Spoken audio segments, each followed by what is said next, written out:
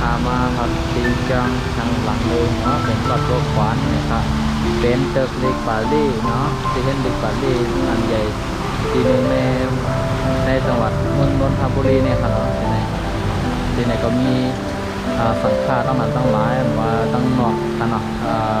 โดยที่ไหนก็มาเทียนแล้วก็ที่ไหนก็จะมีสังฆาใต้เฮาคณะมาเทียนอะไรที่ไหนเนี่ยมาเป็นจุดนะบางทีก็มาคิดป้ายังหมดคิดต้องใช้นะ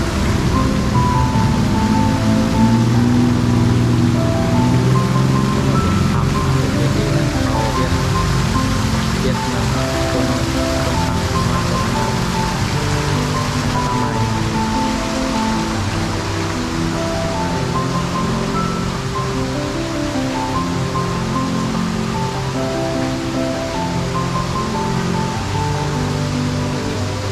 ที่เราเห็นอยู่ในขณะนี้เป็นวัดบวรฟังพระอารามหลวงเป็นวัดที่สำนักพานำนักเรียนทำบาลีนักทำบาลีในวัดในจังหวัดนนทบุรี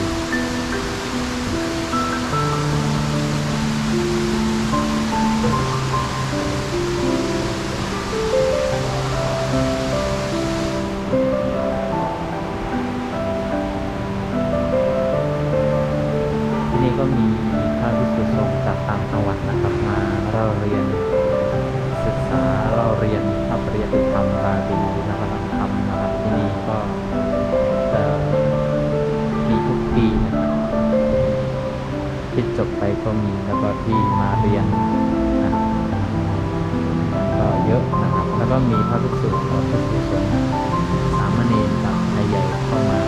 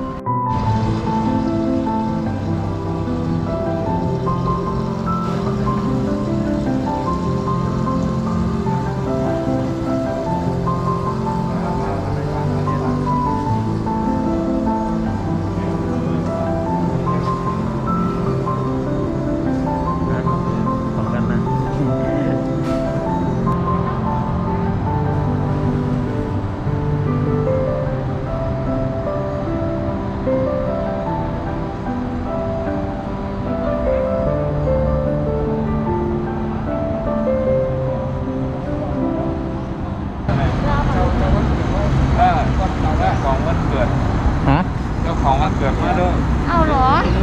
ตัวเนาะเนี่ย ต้องใหญ่เนี่ยมันไม่ปล่อย มันปล่อยมันเรือมันปล่อยได้เต่าเนี่ย ปล่อยยากเต่า โอ้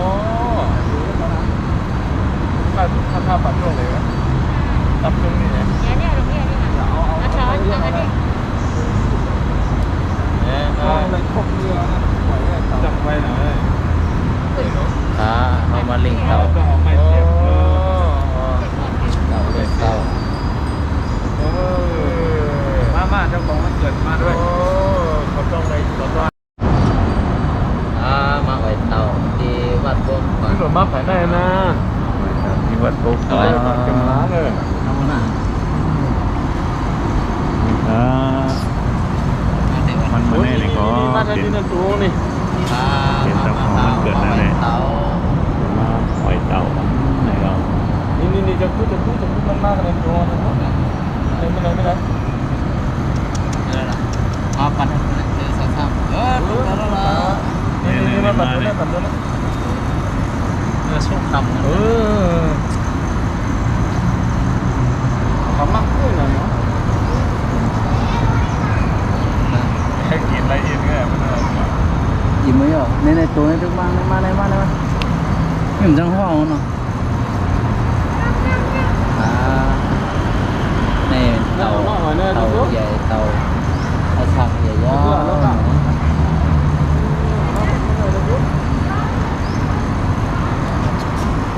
แล้วเนี่ยมากขอได้มากแล้วเนี่ย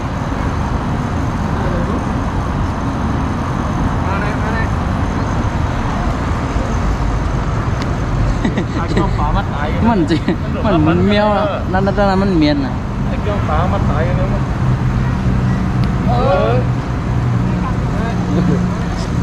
ถ้าตามได้นกก็มีแล้ว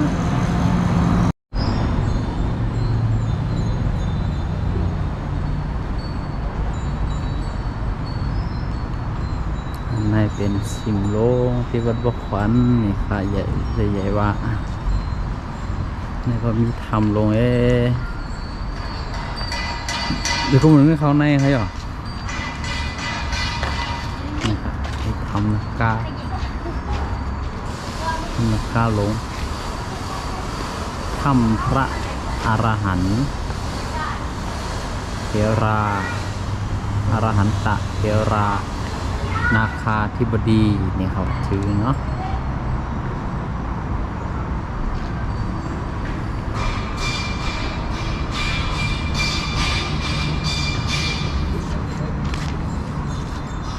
แค่เกิน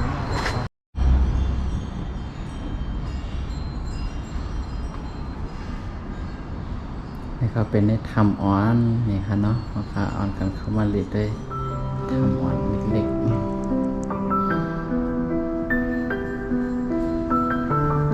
ทำอรหันตะนาคา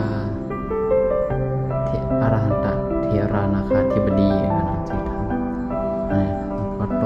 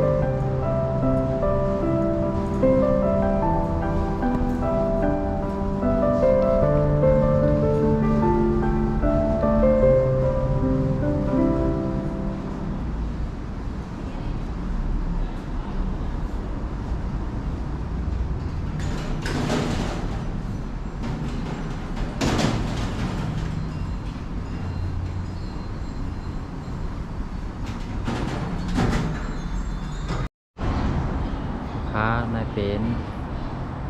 ขักเข้ามาเขาถึงสิ้นลงฮะ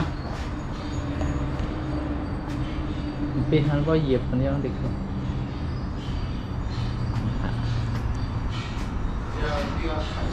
ฮะ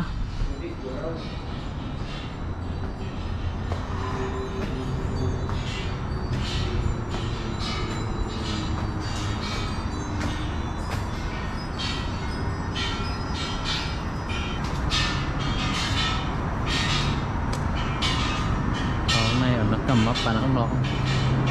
เขาในโกนปิดนะคะในเป็นสีวัดบัวขันนี่ค่ะเนาะแค่จะเด็ก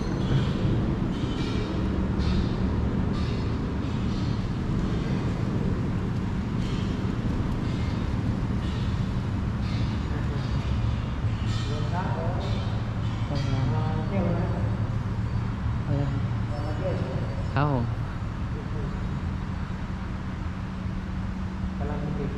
อ๋อเข้าปิด5 โมงเนาะปิด5 โมงวันก็เริ่มที่ต้องรับคนไม่ได้ไปอะไร ครับ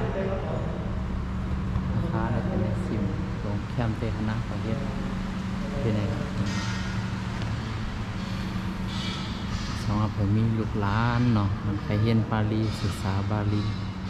นักธรรมเนี่ยก็เอามาเป็นไงแหละฮะเราจ้องในฮับเนาะสังขยาหารก็สร้างศาสนาเขาเรียนหลีกบาลีเป็นนักธรรม